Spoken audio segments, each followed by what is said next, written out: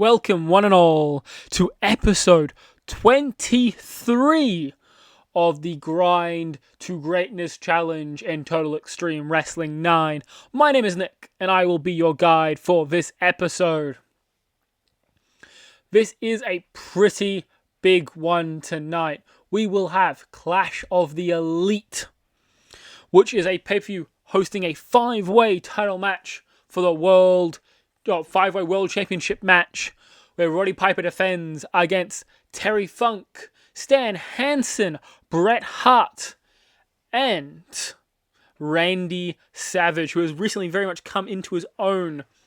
We have the Firefly taking on his mentor Santanico, finally trying to close out that story. We also have the Brainbusters taking on Sudden Impact, two top tag teams in this company's history, going 1-on-1. All should be very fun. All should be a very, very enjoyable show.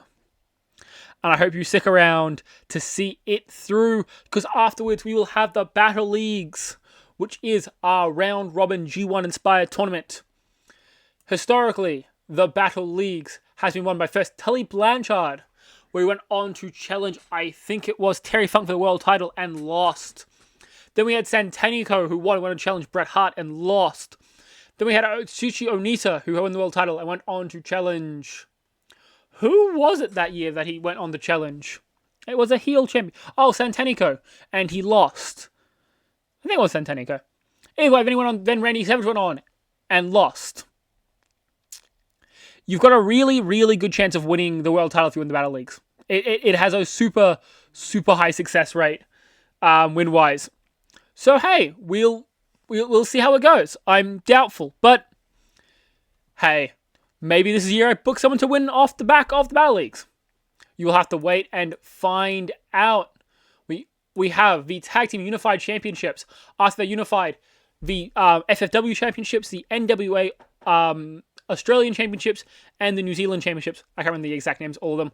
But they won all 3 titles and are now the Unified Tag Team Champions. Arn Anderson and Tully Blanchard, the Brain Busters.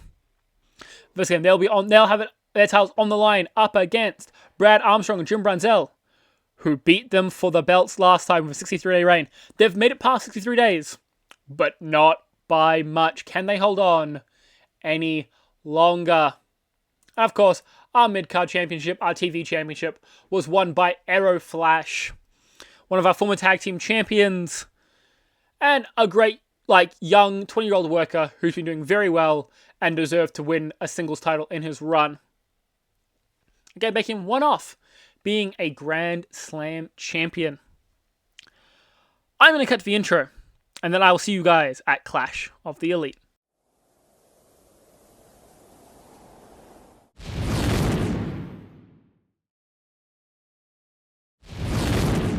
Okay, we are at Clash of the Elite, and this is definitely a card. It's an interesting... I like the card. I think the card is really good. I am very, very concerned about the card that we have someone who's very unhappy. Very, very, very unhappy. And in the back of my mind, part of me is going, I need to pivot my plans, or else I'm going to be stone-colded, and someone's about to walk out on me. On the flip side, it would make for really, really good YouTube content. So yeah, let's see how this goes. And if this ruins all my plans and my day, I'm going to plan something new. Yay! Kick off the show with our first real big feud of the episode. It's a failure credit finish. Amazing. That's fine. Kurt Hennig has defeated Jack Armstrong for Hennigplex. 71 rating for him, 52 rating for Jack Armstrong, and a 65 segment rating. Overall, very, very good. And heel Kurt Hennig has got his first win on the board. He is going to be a big, big threat. I promise you that. I have been very impressed with Kurt Hennig. He is definitely at a main event level right now. And this new heel turn, I think, could be a massive catalyst for him going forward. We then go into a wild brawl, just get the crowd going, with Samu and Atsushi Onita, where Samu wins after Ernie Ladd interference. Samu got 52, Onita got 54. I think these two, if they were like roughly the same popularity, Samu would be better. So I might, let's push Samu a bit more, especially after that loss to Rick Martel. Get him back on the right track, and then we can kind of move up the card or see what we want to do with Samu going forward. We've got a lot of guys in this position right now that are quite good, but not amazing. And it's kind of weird to work out where I want to put them in relation to the mid card that I'm not really booking super heavily as well. It's just a lot of open challenges right now. And the main event scene is like really taken up by like 7 dudes. I've got to work a couple more people into that as well going forward. Then our first other blood feud, a 63 match. I thought this would be our bloody 70. God damn it, you still can't get a 70. The Firefly with only a 49, not as amazing as usual. But Santanico got a 70. Still, both these guys went below average in this match, which is a bit annoying. But the Firefly has pinned Santanico one-on-one in the middle of the ring. That is very, very exciting.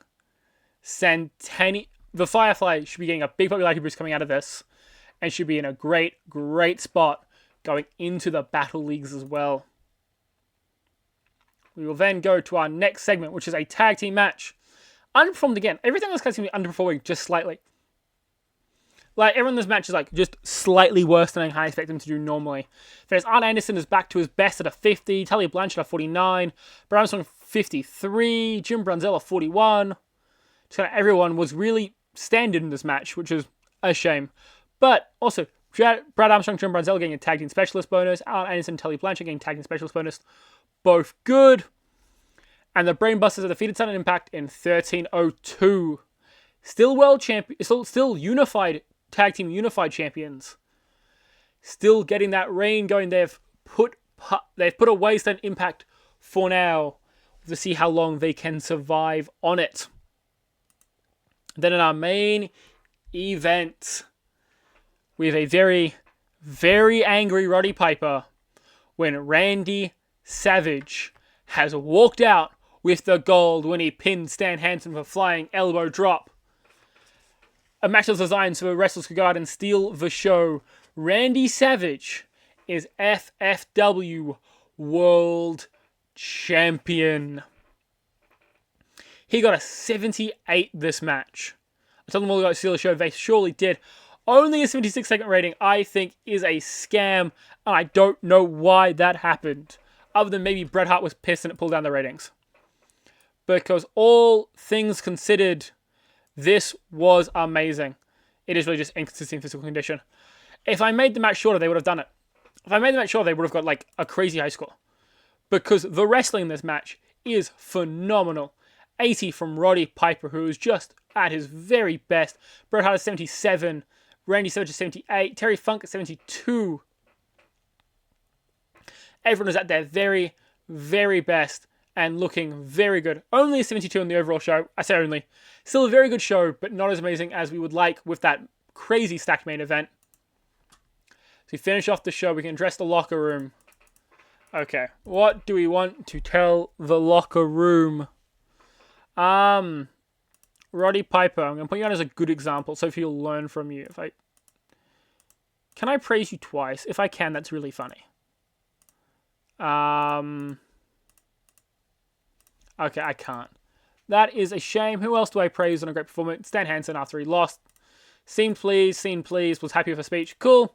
Kind of least important person to be happy with the speech. Overall profit is 135k. Very, very impressive. I am more than happy with getting 135k on the show. Popularity recap. Back to 57 in the Southwest. Only 2 more good shows to go, and we are at medium size. Which is, again, really where we want to be to end out this episode. We want to have that first show at medium size. See what the change for ticket sales is going to look like, because that's going to be a very big change, I reckon, in the end. And we're going to see, does Roddy Piper still want to work for us and is still willing to work for us and isn't unbelievable? The note it said was he was furious with the decision.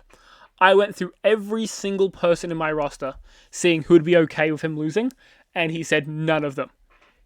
He said, Randy's not just any person who said if he gets built up enough, I will do it. And I went, well, maybe that means you won't quit the company because I made you lose to him. Just maybe. Because that would be brutal.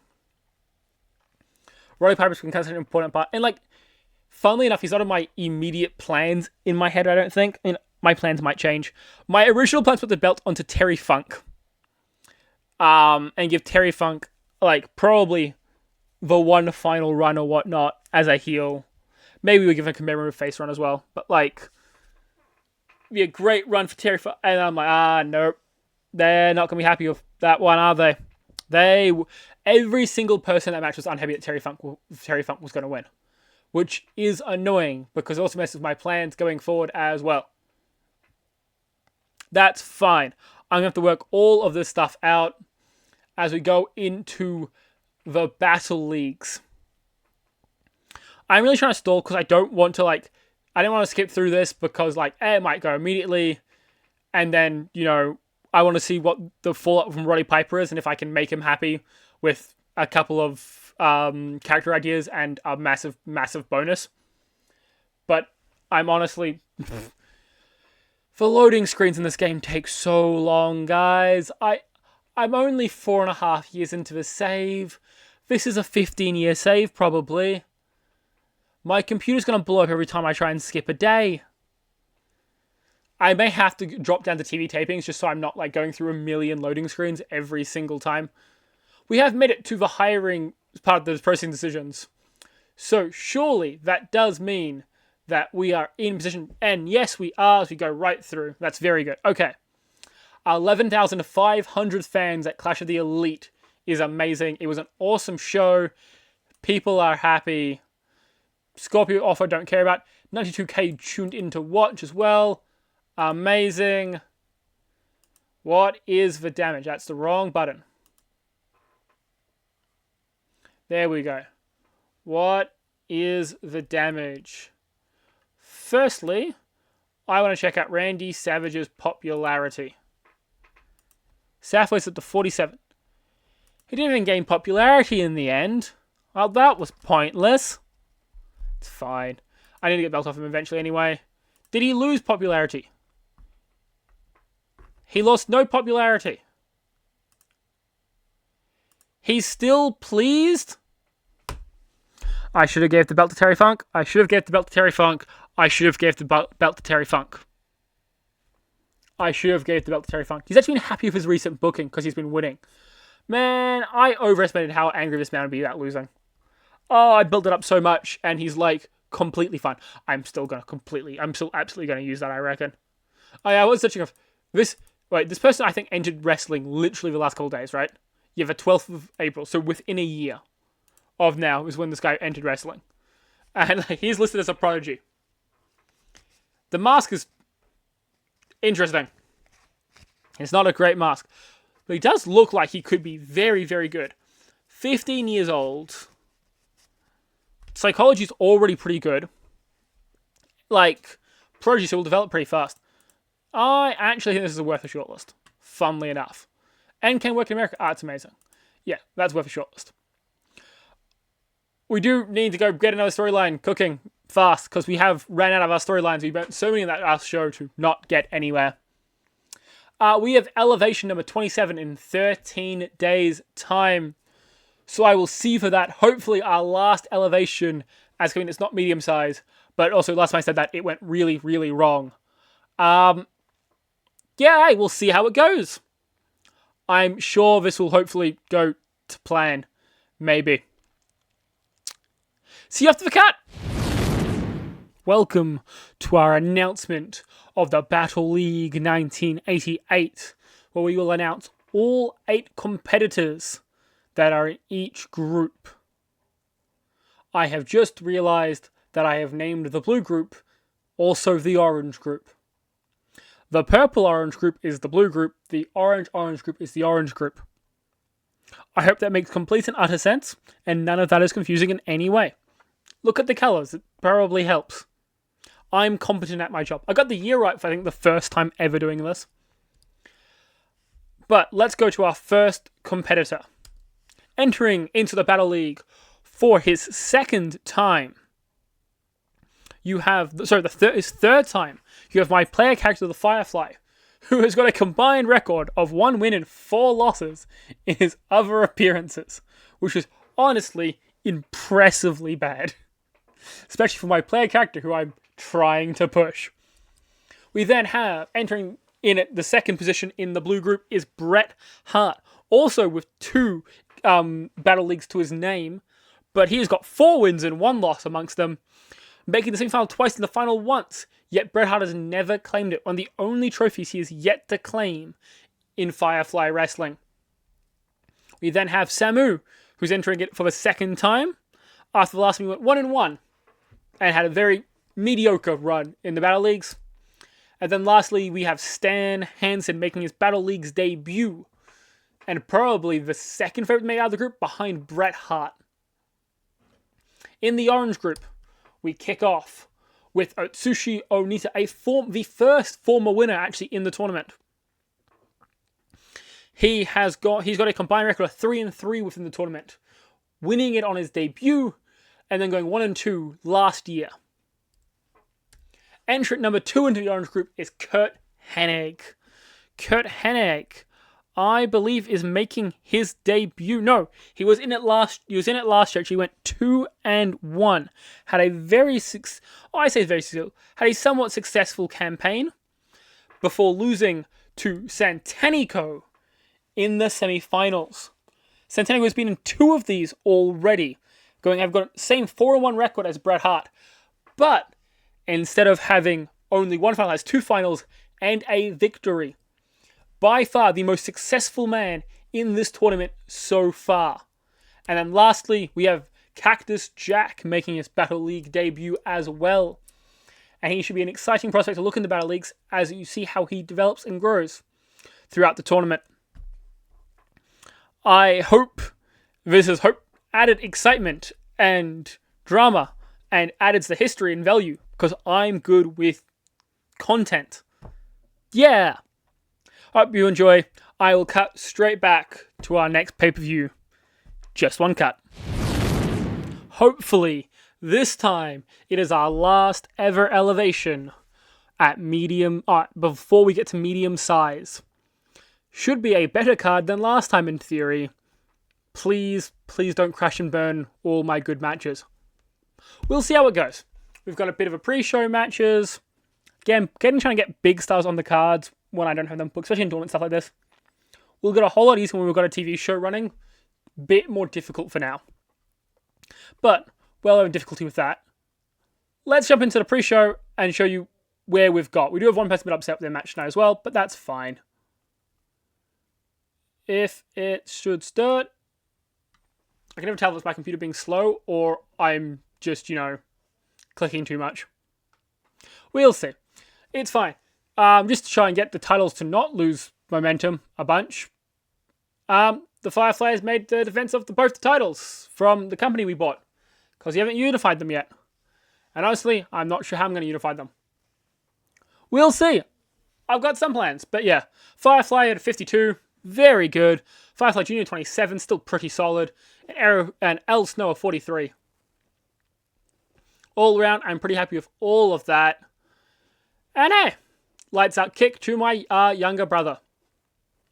I'm an amazing older sibling in this game. I mean, in real life as well. But in the game, amazing older sibling. Segment rating of 46, not too terrible. As you can go to our far more successful 65 rated 8-man tag match, where Bret Hart and Roddy Piper do very much carry the match ratings, where Roddy Piper gets the win. Stan Hansen also looking pretty solid in this match. Shane Douglas still kind of being a bit of a weak link.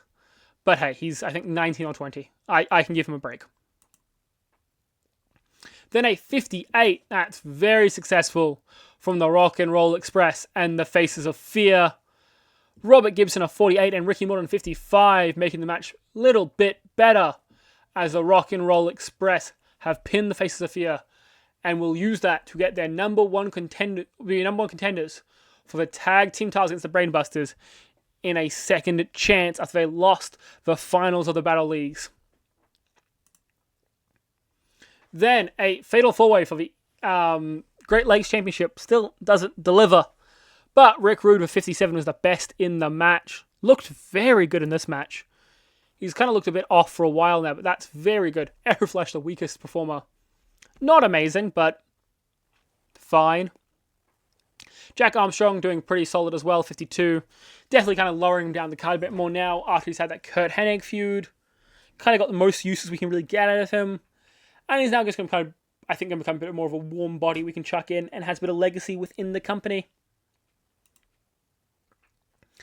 Now that is a good match as well to kick off the Battle Leagues with this new heel Kurt Hennig, winning with the Hennigplex over at Sushi Onita. Got a 63 because it's storytelling, it's not their specialties. But a 63 and a 51 together, very, very good. And takes us all the way up to a 68. It's just, again, very successful. Hopefully this will be even a little bit better, and it is. Cactus Jack has had a 50 rated match before my player character, by the way. I'm cursed. It's fine. A 70 rated match with Cactus Jack getting a 49 and Santanico a 72. That's a good way to kick off the league as well. Starting the episode off strong, we'll definitely be able to gain popularity. Before we have our final segment, as Randy Savage comes out to celebrate his world title. Just having won it off one of the most dominant championship reign of all time in Roddy Piper. And before he starts talking, he gets attacked by his rival, Terry Funk. Terry Funk keeps attacking him, and the man who comes up to make the save is Rick Martel. This is my way of trying to elevate Rick Martel a bit. Just get him more towards the upper end of the card, because he's very good and has proved it pretty consistently. So overall rating for the show is very good, and that is 18 popularity points gained. Amazing. Surely we're getting it this month. Who needs to get some praise? I mean, Kurt Hennig did very well. Not Kurt Hennig. Who am I talking about? Cactus Jack. We probably should praise Roddy Piper because he's always annoyed at us. And then, let's do Rick Rude. Just because, happy. Was pleased, seemed pleased. Okay. Yeah. Roddy Piper was a bit annoyed at losing his title. Actually, he was furious at it. But we've got him back to being happy by just paying him a bunch of money. Because, the easy way to get people to be happy with you. 116k made on the show. And we're up to 58. One show away. We can do it this episode. One show away. We just don't have to bomb the next show. And we'll make it. Also, New Zealand popularity has plummeted. But that's fine. That's somewhat expected, actually. Which is a shame. But hey. We will recover. We'll salvage it eventually. In the meantime, I'm going to meet you for mid-year reckoning, which will have Randy Savage taking on Terry Funk for the world title, the Brainbusters, the Rock and Roll Express, and 3 matches from the Battle Leagues, getting both groups off to a great, great start. I will see you then. Take care. Dodge the cut. Again, we have another unhappy person with our booking. But realistically, that is of no real surprise when the stakes are this high on a card like this. We have 3 matches for the Battle Leagues event. If we look at the tournament, Santanico Kurt Hennig off to a raring start so far this episode. And I believe, Kurt Hennig versus Santanico to take top of the group immediately. And I believe mathematically almost guarantees them into the next round. In the Blue League, we're kicking it off with the Firefly and Samu and Bret Hart and Stan Hansen.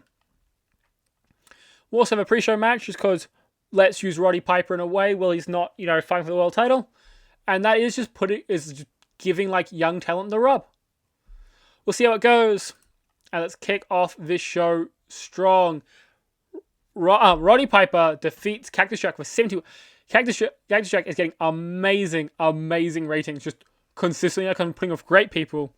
The idea is, even if he's losing, he's going to get over by getting good ratings. That's the plan, at least. And Roddy Piper doing very, very well. They've got great chemistry. Amazing. hey, this is everything we could ever look for in a match at this point, especially in Cactus Jack being this new to wrestling. I might be a fan of Cactus Jack if you weren't aware. He's really cool. And he lost an ear in a match, which just makes him 10 times more badass. Okay, kicking off the actual show. We have the Firefly defeating Samu with a lights out kick. 57 for the Firefly, 52 for Samu. Looking very good. And yeah, the Firefly is up to gets us up to a 63 rated match. Surely the Firefly can take us to a high enough rated match to get that 70 threshold. At some point in this episode. I have to assume that that's going to happen at some point. Please. For now, very good. That's kind of what we want to kick off the show, so we'll be happy with that. Then a 17 minute 43, we have Bret Hart and Stan Hansen in a storytelling match with a 73 rating. Could be a bit better.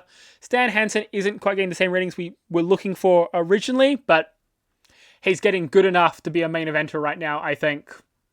We are still very happy with where Stan Hansen is at, with the character, and with the story he's telling, and especially in the ring. He's very good. We'll then take it to an even better match. Okay, maybe I should rearrange these, because Kurt Hennig has defeated Santanico at 8 minutes 04, as they go to try and steal the show. Kurt Hennig 72, Santanico 73. 76 is a banger to end off the match. I was going to say the episode. It's not the episode, actually, because 2 more matches on the card, which will both be way worse. First one being a 59 rated tag match, still pretty good, actually, with Tully Blanchard and Arn Anderson putting on a good performance. Same with Robert Gibson and Ricky Morton. Everyone's match looks pretty good. Kind of our 2 best tag teams, I think, right now. All very good, but Arn Anderson using the tag team titles hits Ricky Morton across the face, and the Brain Busters make their 4th defense. Much longer than their first one. Much longer run than their first run of the belts, so they will be very pleased to keep the run going. Yes, okay. That's a shame. We kind of suffered a bit from not having long enough time to do a slow build. But still, 68 from Terry Funk, 67 from Randy Savage, getting us to a 72 rated match, where Terry Funk is the world champion. Went to a bit of gymnastics to get the belt off Roddy Piper and onto Funk. But we made it. We got it there. And Terry Funk is the new world champion. To close out the episode, 2 world title changes so far this episode is spectacular. A very good card. Would have liked maybe slightly better if we had a couple of angles in there maybe. But very good nonetheless. So you can address the locker room. Randy Savage, make you a good example because you did very well today. Stan Hansen and Santanico both deserve their praise for both doing very well. Randy Savage pleased with the speech, seemed pleased, happy with the speech. That'll be good for the morale, and our 132 profit is good for our bank balance. We have over $1 million in post-show finances, and we have made it to 59 in the Southwest. We have got to medium size, and I think when we skip through, we get through the loading screen, that will take us to medium size officially. Spectacular work. I'm so happy with making it there. If I'm going to go to the Google Docs, apologies for the blank screen and it not being zoomed in. I'm good at my job. There we go, we made it. We are 18.63% way through a save. Still haven't got that elusive 70 somehow. I don't know how it keeps eluding us, but we still haven't made it. Produced an event of 80, didn't make it this time, but that is fine. Arena attendance of 20k. I don't think we made that either, actually. Be interesting to see how we do on that. I don't think we've been too close recently, which is a shame. Merch, we are close to. These are all end of year, but the one we are going to get to tick off to close out this episode, I'm going to say, just so I can get my schedule on track, so we can tick off. We work for a medium-sized company now. When it loads the green, yep. We can go over to this screen, which is also white because I've got to load it before the episode. I've gone too far. I'm a professional. that is an 84 we have got. Hopefully some more boosts. That's all we really want. We don't want any of the trap ones that punish us. Plus 5 physical abilities. That is always what we are looking for.